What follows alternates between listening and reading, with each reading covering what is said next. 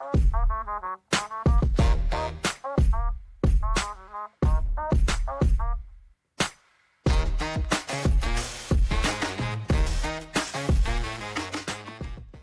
to Supercool, the show tracking the rise of the low-carbon economy, a multi-trillion-dollar transformation reshaping global industries. Each week, we spotlight the climate technologies, strategies, and business models elevating profits and modern life. I'm your host, Josh Dorfman. If you're enjoying the show, please subscribe or leave a review wherever you listen. And if you also want to go deeper into next-gen climate innovations, now scaling, check out our weekly newsletter. You can find it at getsuper.cool. Ask an industry insider about giant-sized batteries delivering power to the energy grid in Australia, and he'll tell you that actually all the good sites are already gone. Taken. We're talking about batteries, largely the same lithium-ion chemistry that's in your phone, only thousands and thousands of them deployed on sites that span the length of multiple football fields across Australia, Europe, the US, China, nearly everywhere. The global clean energy revolution is underway, and let's be clear, it's global and it is a revolution. Last week, I talked about how global clean energy investment is on pace to top $2 trillion for the second year in a row. That's nearly double fossil fuel investment. For context, fossil fuels have never cracked $2 trillion in a single year. At the center of this surge is grid-scale battery storage, the infrastructure that makes solar and wind dependable, that gives the grid flexibility, and that absorbs shocks in a world increasingly electrified by EVs, heat pumps, AI, and data centers. Which brings us to today's guest. Most people have no idea what Dave Hebert does. Not his neighbors, not his friends.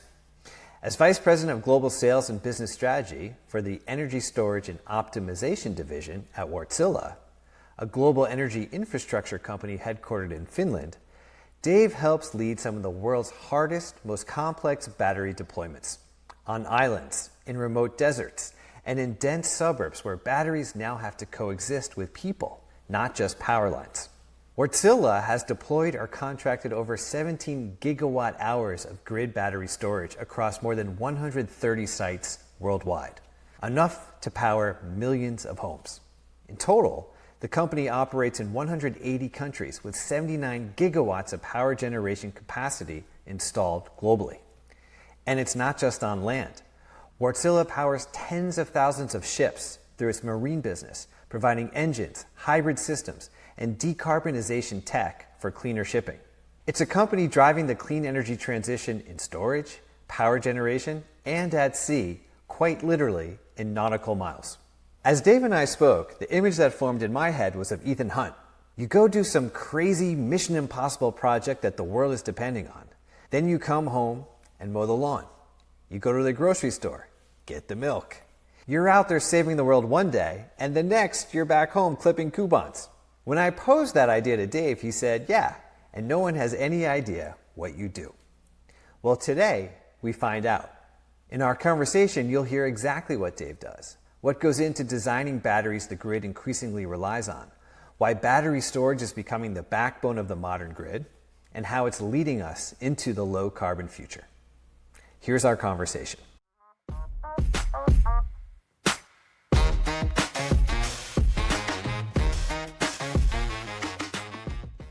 Dave, welcome to Supercool. Good to be here. I'm looking forward to this. Let's jump in with your background. I know you've been in this industry for quite some time. You've worked with a number of different companies. You've been at Wärtsilä for a number of years as well. Tell us about who you are, how you got into the industry, and how you've evolved into your current role. My early days were spent in healthcare. I did a lot of work with medical device companies. And about 25 years ago, I said, well, healthcare is cool and it helps a lot of people, but there are a lot of facets of healthcare I didn't find all that appealing. And I was looking for something else that was helping people. So I went into renewables and started working for a solar company.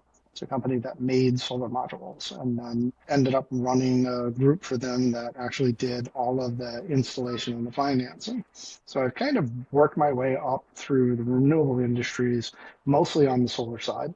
And then maybe about a decade ago, it started involving batteries more and more frequently. And wound up making the switch to almost exclusively working on batteries in a couple of different capacities, both on the residential side, working with utilities, and now with Wärtsilä over the last 3 years, I've been working on big utility scale projects from more of a capital equipment side instead of on the development side.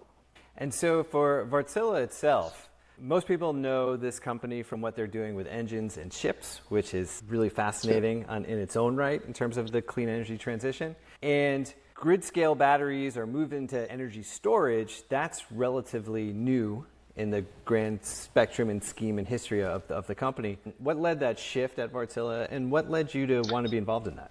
On the Wärtsilä side, they really had a focus and continue to have a focus on decarbonization. So there's a genuine will to try and enable a switch from fuel-based, carbon-based economies to things that are carbon-free. They believe in that. They're working on that on the engine side by converting things to hydrogen and other technology that can help. And they ultimately said that decarbonization story needs to be a little richer, a little better, a little more intimately involved with renewables. Believe it or not, they had a very short period of time where they actually became a solar company, but then shifted very quickly to batteries, and that's what stuck for them. So in 2018, I believe they bought a company called Wrtsils Energy that was all battery energy storage, one of the early innovators on the software side, took that small business in the tens of millions of dollars at the time and grew it to be more of an OEM, coming up with differentiated products, not just on the software side, but on the hardware side, and then growing it around the globe to the point where we're effectively $1 billion business today. So it's a nice growth story, and it's helped do a lot for the carbon economy. Part of the reason why I was excited to talk to you is, one, your background, how long you've been in the industry, your knowledge, experience, also have that perspective on where we are today and where we're going. And also, Wärtsilä, global company, been around for a long time, really interesting technologies.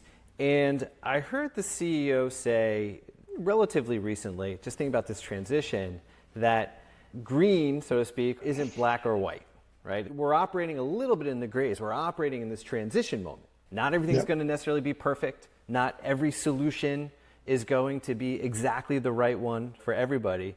But I find the company's positioning in that way like very honest, very real for the moment. Do you know what I mean? We're not over-promising. We can't deliver the entire future right now, but we're going to work with our clients and our customers, and we are going to transition to this clean energy future. It just struck me as very practical. Does that influence the culture? Does it influence how you approach going to market? It does. We're very honest about who we are and what problems we can solve. And we're very practical about what markets we're in. We don't attempt to sell battery solutions everywhere and anywhere at any size because we don't add enough value to each of those. From the greater perspective, I think Wärtsilä's view is how do you help that transition? How do you aid that so that you're taking steps into the future as opposed to just trying to solve all the problems at once and trying to become the next big thing. They're not a company that is pushing for an IPO because they're already a publicly traded company. They're not trying to prove something to themselves by being the absolute market share leader in every single one of their technologies, but they are very realistic about how we work with our customers, how we see customers' success. That's an important metric for us in the culture, so that we are gradually chipping away at it and bringing things forward. And yet the innovation is, in many respects, undeniable. It's at the grandest scale currently in the world. Biggest project in Australia. I've read about what you're doing in Scotland. It's the biggest grid storage project in Europe. And we're going to talk about the US as well. I do think this is shifting, but just for most people, if you're not in the industry, most people are like, wait, batteries? People certainly don't appreciate the magnitude of what's on the grid today and just how fast that has gone from a market 5 or 6 years ago that was really just in its infancy. If you look at the US, certainly to where it is today and where it's projecting to be even in 2025. I was looking at a stat from a couple months ago that said there will be more grid storage installed in 2025 in the US than all the grid storage that took place like up to 2023 historically in America. Now, maybe that shifts a little bit, but for me, it was like, wow, this has arrived. I think the statistics are true. So, it's great to be out on the bleeding edge of all that. It has a lot of corollaries to solar. I mean, solar went through a very similar growth. It just took a while to get going. And then once it took off, it really made a huge difference in how much was being installed, how much was being adopted. Energy storage has been much the same way. If I look back the 3 years that I've been at Wärtsilä, much less further back into the industry, it was slow progressional growth. Each individual market had to understand what energy storage was, what did it mean to them, how would it interact with the grid. They had to set up policies and procedures. You had local fire marshals and officials saying, what is this battery? I hear battery burns. What are we going to do when it does? All of those things have been sort of the early missionary days of energy storage have really cleared away in only the past few years. And now you're seeing what was, when I started with Wärtsilä, it was one thing to have a 300 megawatt hour project. I mean, that was massive.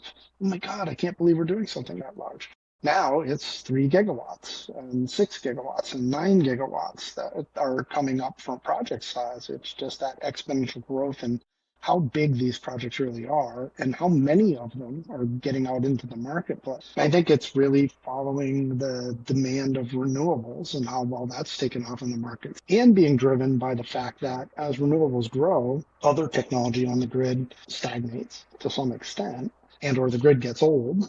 Take what happened recently in Spain.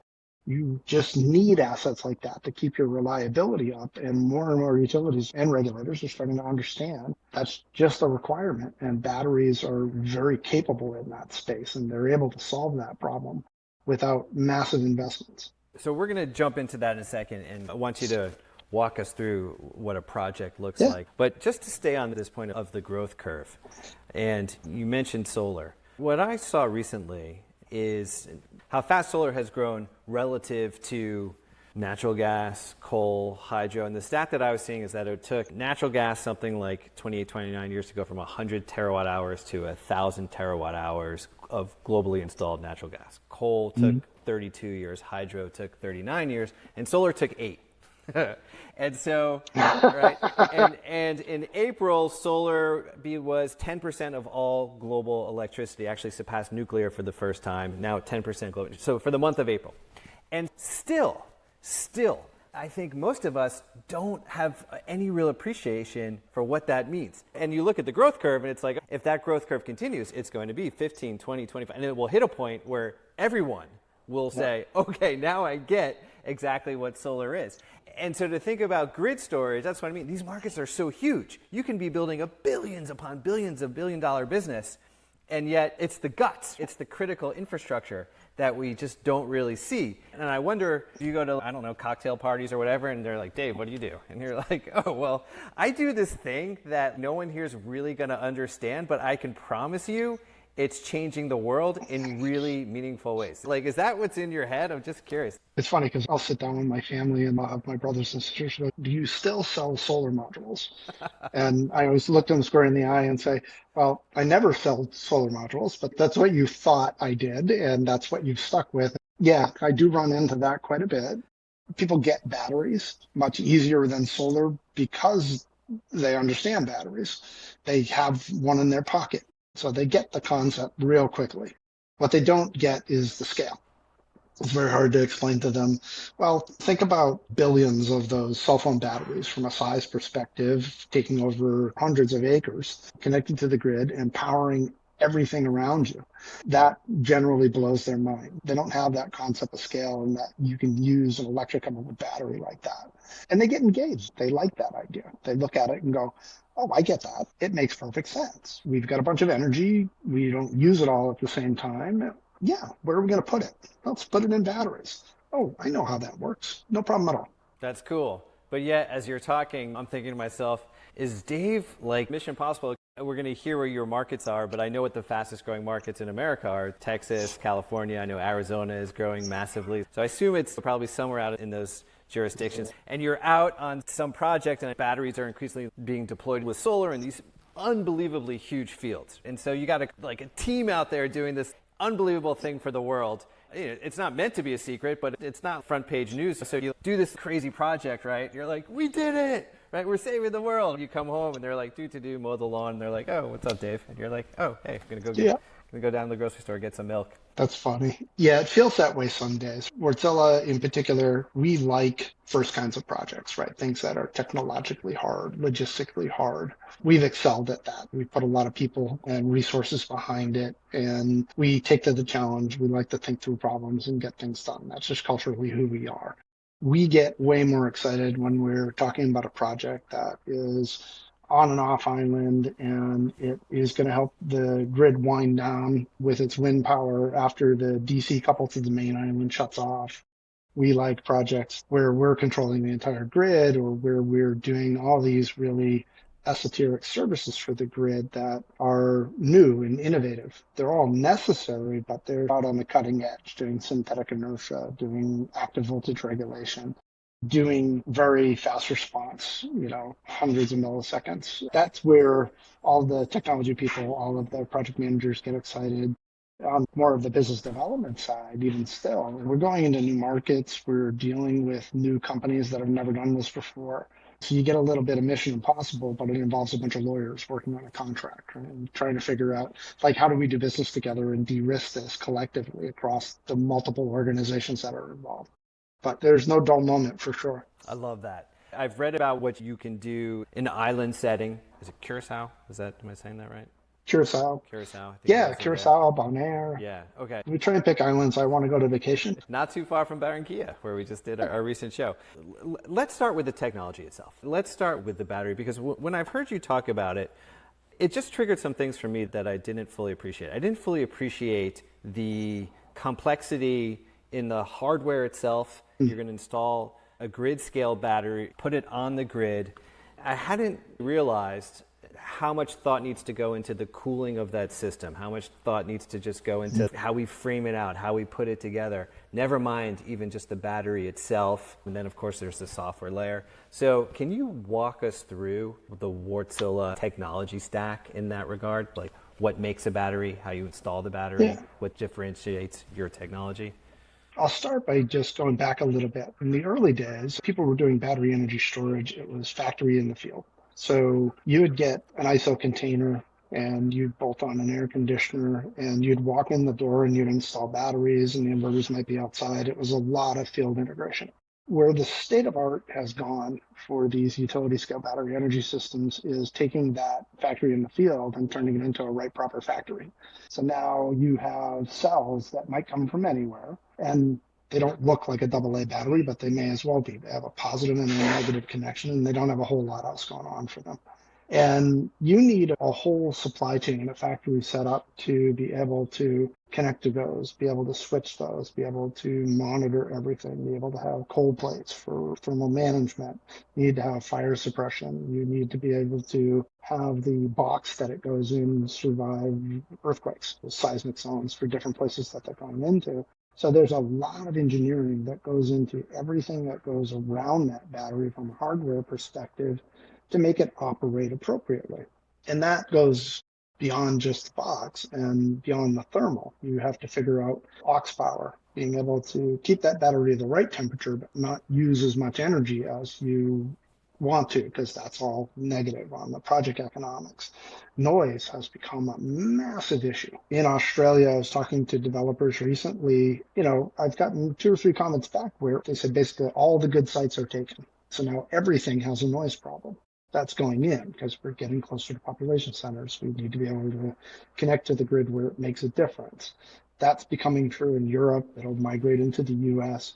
So managing the noise coming off of the inverter technology, that's going from DC to AC, all of the chillers and coolers and everything else, so keeping those batteries at an operating temp is becoming one of the bigger challenges. Doing that in a factory setting rather than building sound barriers out in the field is where we really put a lot of our effort on the hardware side. Then there is the software layer.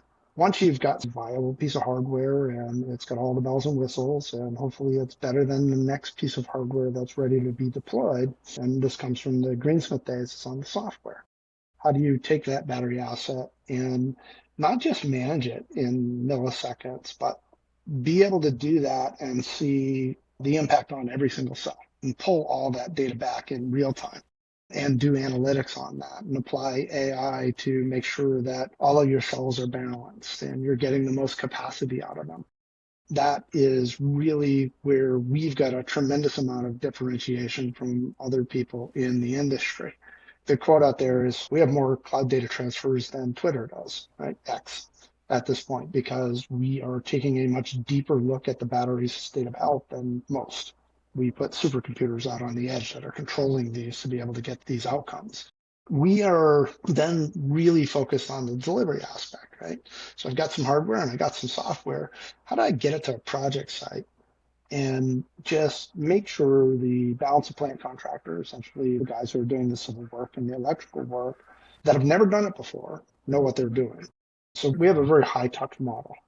We have project managers, site managers, construction managers. We have individual experts like fire safety and other attributes that work with the customers and work with the balance of plant contractors to make sure everything goes right. And that's been sort of the ticket to our success. We've never had to walk away from a project. We've never been put through a lawsuit for having walked away. We've never capped out on liquidated damages. These are the types of things that keep us a valued partner to the customers we have and keep us profitable because our projects don't go south. Thank you for walking me through that. You mentioned Australia. All the good sites are gone. So the battery storage is moving closer to the city, closer to the customer. And then you want to connect to the grid where it makes a difference. What do you mean by that? If you think about the grid, you have two things. You have load, where people are consuming things, and you have generation. You need to have the battery somewhere in the middle, right? As a sort of a rough way of explaining it. It's not helpful to have a solar generator in one part of Australia, a battery in another part of Australia, and all your load center in Sydney. Grids don't operate that way. They don't have the wires to be able to transfer that electricity. So a lot of what we're doing now is you're seeing the renewables, the solar fields, are coming closer and closer to the population where the load is, and the batteries want to come with it in order to be able to mitigate when the battery is being used, essentially do the energy arbitrage for when solar is being produced and when it's being consumed. And that's not just true of Australia. Look at markets like Texas. There's a point at which you want to be able to have batteries closer to your load centers than all just out in West Texas, where all the wind is. That makes a difference when you're not just using the battery for managing renewables, like doing energy arbitrage. But when you look at any particular grid and you look at the nodes on the grid where there's a lot of congestion, there's just a high demand. A good example, I'm going to put in a giant data center, but the grid's not prepared for it. The data center push is probably one of the biggest pushes that makes sense. They want to be on the fiber optic hubs. All the fiber optic hubs are close to the population centers. The generators and the loads are in that. The people that might work at them are there. So they're looking for sites that might be in locations that are not very far away from residential or other commercial uses. And when you put in batteries there, you can help the grid a lot, but you have to be aware of the fact that there's going to be sensitivities around noise. There's going to be sensitivities around fire safety. A lot of issues that come up as you start to bring batteries into newer, different locations out around the world. You guys put a lot of attention, of course, on fire safety, but it's not exactly inexpensive to go burn a 5 megawatt battery over and over and make sure that it's hitting all the appropriate certifications. Yeah, understood. But we've got a passion there, right? We're fortunate that we've never had a fire. And I think in part it's because we work at it, but we always take the attitude that eventually we might.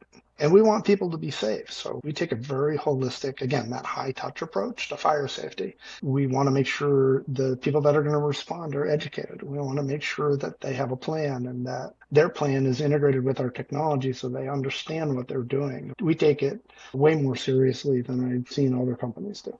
Yeah, I can appreciate that.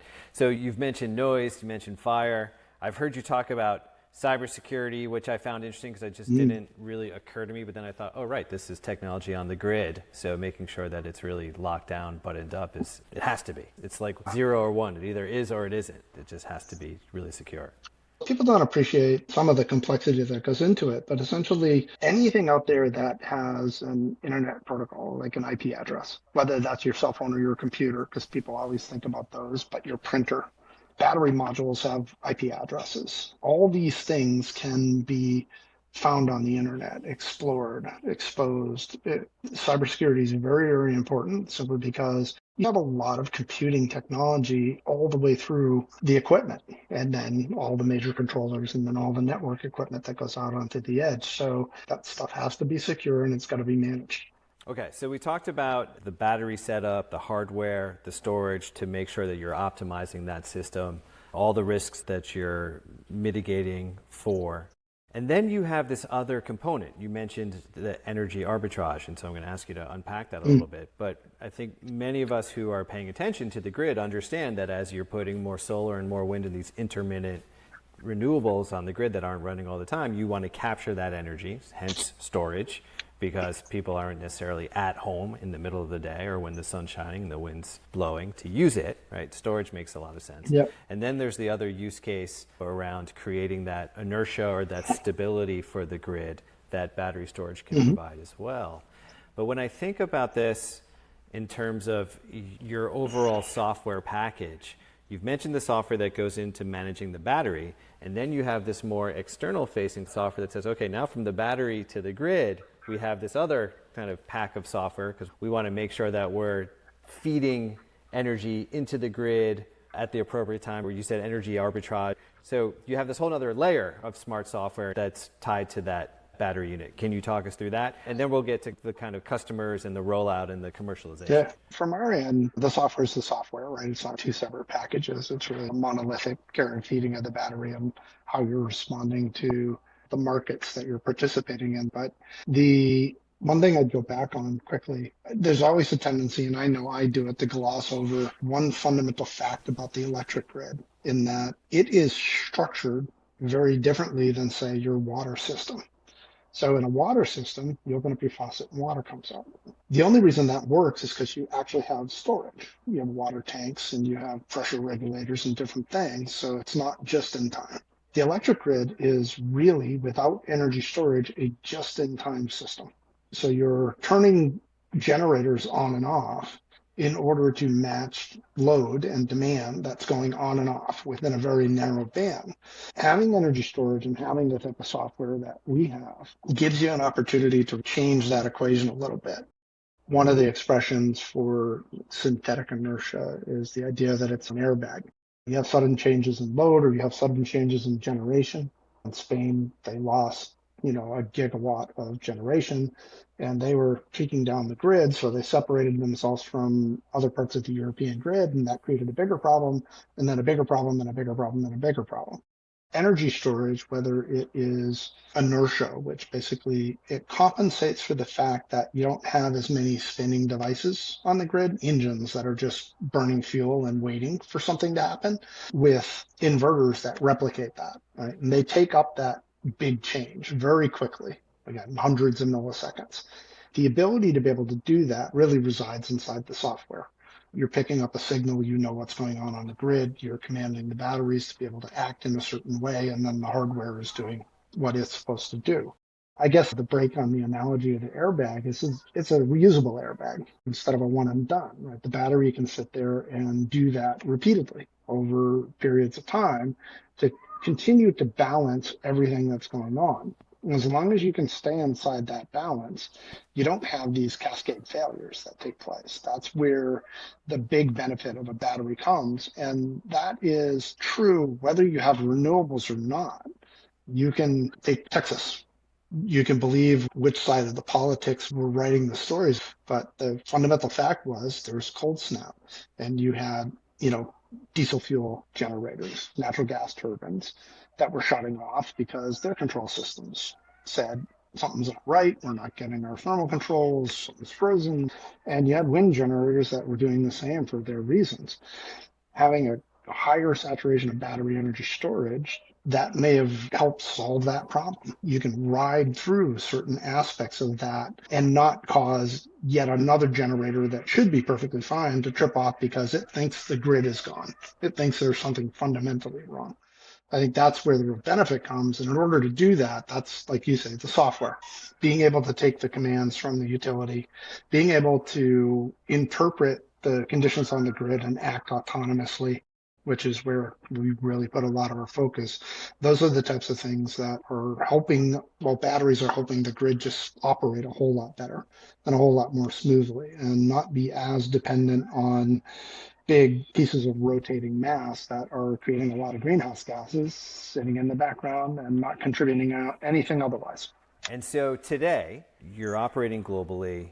Walk us through the sales cycle, maybe who some of your customers are, who you're working with here, whether it's in the US or elsewhere. Give us a sense of like, how does this project come together? And one of the things that you said that I'm also kind of curious about is you said when the batteries are showing up in the field, now you have your own team, you've got the project managers, you've got everyone who's managing it, but you still have a lot of people for whom this is their first time because it's still so new, right? So are you selling to the same customers over and over again? Do you have repeat customers? Like, what does this look like as you're growing the market for Wärtsilä? We really have two types of customers. They either fall into the category of some form of utility or what we call an independent power producer. They're financing a solar project or a battery project or a solar plus storage project and operating them independent of the grid operator. They're just responding to the market. A lot of the customers that we have today are repeat customers from the past. I like to think it's because we did a good job and they come back. And then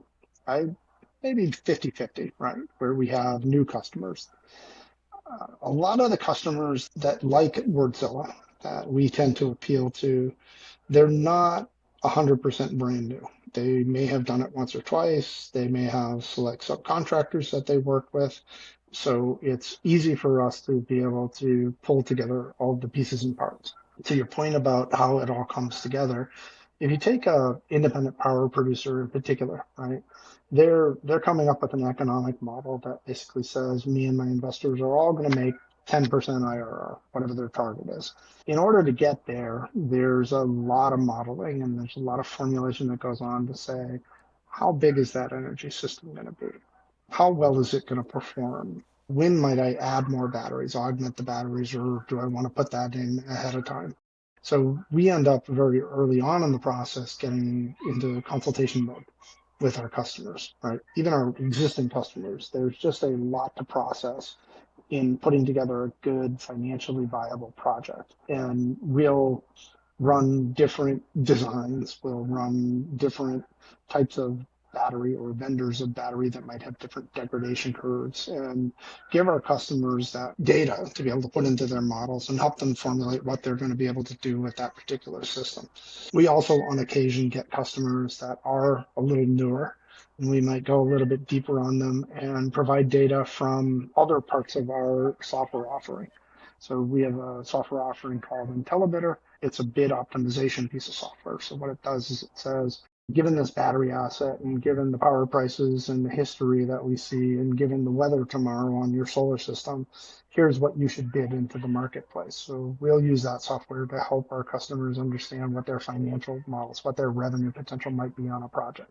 In particular, when it's a new sort of technological configuration. They haven't done XYZ project with solar in the past or with wind in the past. And that helps us help our customers get their financial models right. They appreciate that of us, and we bring that all the way through to completion. And then what is the revenue model? What does that look like? For the most part, we're delivering hardware. That's where the bulk of the money is. It's not monolithic though. So usually we'll have a few customers where we will do performance-based pricing as well. I'll be able to hit XYZ metric better than not. If I miss it, I'll pay LDs. If I do much, much better, I should get some bonus for that particular model. And less so on the hardware, but on the software side, that's where it really comes into play. I'm willing to take a performance-based revenue model on our ability to better operate your system, to be able to unlock capacity in that battery, to be able to predict how it's going to perform on a given market. That's where we have a much more flexible model. So it's a combination of both.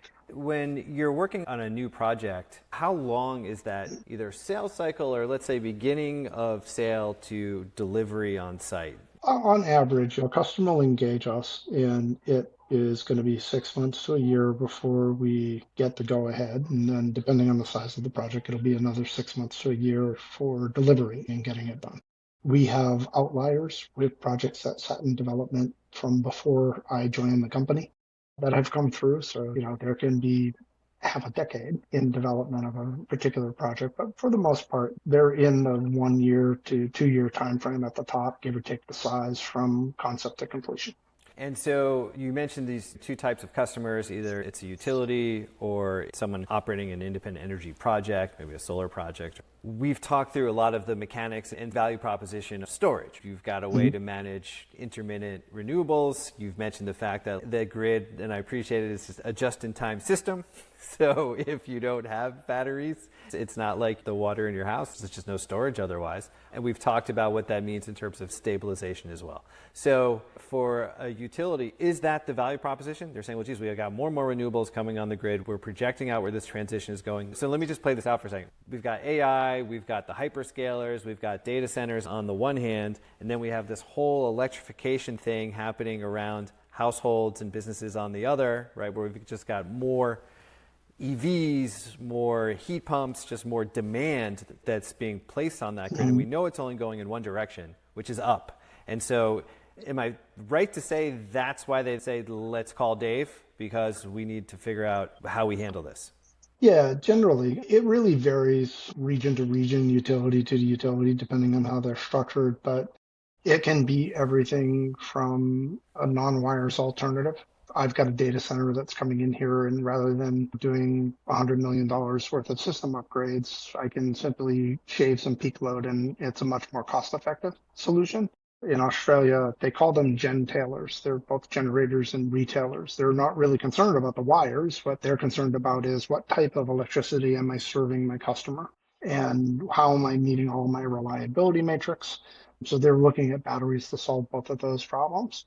But by and large, what they're trying to do is just bring more reliability to the grid and lower some of the cost of putting in traditional wired solutions. Solar and wind, at least in the US today, face a specific headwind that I can see. Just remove Washington, D.C. for a second. There's the headwind of getting those projects, if they're approved, getting them actually connected and the transmission lines built so they can actually plug into the grid. Or even just getting approvals in the first place in certain parts of the country where it would be logical to have more, let's say, solar or wind, and you just have to go through a political process to actually get those approvals. Storage, I would guess, has its own regulatory stuff it's got to go through, but it's probably not like you don't have the resistance of someone saying, I don't want to have to look out on my farmland and see a battery like they might say about a wind turbine, right? It's just different. And so does that enable things to go faster in your industry in terms of grid technology, thinking about this as part of the clean energy transition from a regulatory perspective? Do you have the same hurdles, different hurdles? What does that look like? They're a little different, but they're not very different. There is today a lot of the same not in my backyard concerns about batteries as there are about wind turbines. Not because they can see them, but because one might start on fire one day and they don't understand it. I look at it and I think the early days of the battery energy storage industry, there wasn't very much of that because people didn't know. Oh, it's a battery. They had no positive or negative connotation whatsoever. And there wasn't a lot of permit law. And we're kind of gone through a period where there's been heavy permitting, right, constraints and different things that have come into place to say, wait a minute, we recognize there are things we should be concerned about and we're putting them in. We're coming out of that period now where it's more predictable. It's the easiest way to put it. There are still a few jurisdictions out there that have said, I'm putting a moratorium on batteries. I don't want any batteries in my town. They do exist. But by and large, we've come to a point where they understand it. They appreciate why we're putting them in and they accept it. And as long as you're coming in with the right rigor and standards around fire safety, noise, all the things we were talking about earlier, I would say permitting on a battery system is definitely a whole lot easier than wind. May or may not be any easier than it is on solar. I started this conversation quoting some stats or referencing some stats on how fast this industry is growing and how big it seems like it's going to get. Would you say that's a fair assessment of the moment we're in today, talking to you, June 2025, as you look out on the, I would actually say just the U.S. landscape and then the global landscape, how you might analyze that? You can't separate the U.S. landscape from the politics as much as we'd like to. So I think for a short period of time, the uncertainty of the U.S. landscape is going to make things go a whole lot slower than they otherwise would have. When you think of the long term for the U.S., it's apparent that the demand is there and it's not going away anytime soon. Data centers are continuing to proliferate. Renewables can survive with or without the financial burdens or incentives that come with the government. So we see the growth. We think that's going to be fairly steady, and we hope it's going to be solid and quite good.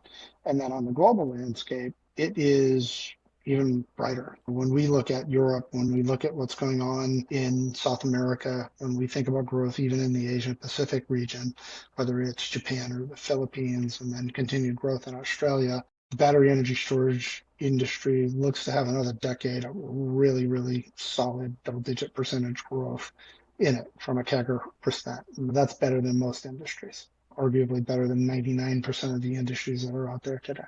Dave, thank you very much for speaking with us. It was really great to talk with you. When we get into infrastructure, I just find it fascinating that there's all this stuff that is so essential to the future. We're not really going to get to the future without it, and yet it's kind of tucked away where we don't always see it. We've got to solve these problems, and it's nice being a part of that solution. I appreciate the work that you're doing, and we'll look forward to following along. Thanks for listening today. If you enjoyed the conversation with Dave and want to support Supercool, the best way you can do it is to follow us or subscribe to the podcast wherever you're listening, and please leave us a review. That helps others discover Supercool too. See you next time.